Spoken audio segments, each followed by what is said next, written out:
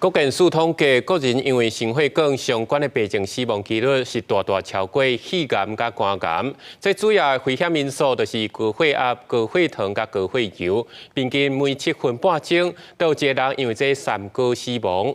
尤其是若是高血油阁唔控制，恐惊阁会引起心肌塌死。受到强烈大量冷气团的影响，27拜日本岛上低温出现伫咧苗栗山湾，敢若10.3度。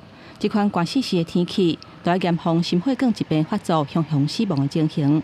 40岁陈先生是上班族，本身有血油较悬的问题，不过伊煞无咧要医。伊直到去年某一天运动了后，雄雄气喘不起来，那后痛，去病院做检查，才知影讲是血压造成心肌梗塌。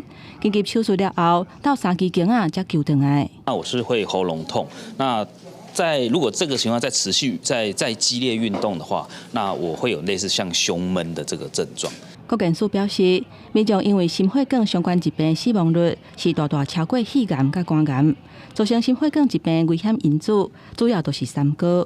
进一步分析发现讲，高血压、高血糖甲高血油后续得到心血管疾病风险，分别是1.8倍、1.5倍甲1.4倍。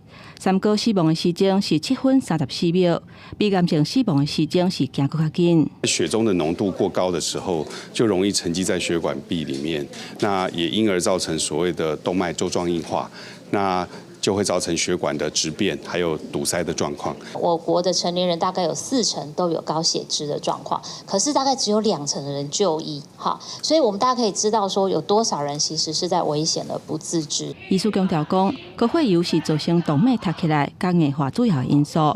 国健署目前提供40岁以上的民众每3年一届定期的健康检查，会当了解家己三高的情形。另外，嘛要改分来改善血油各样的问题。若出现胸坎扎扎、胸坎痛、喘气困难等等心肌梗塌的报头，都一定要赶紧给医生看，避免造成危险。记者综合报道。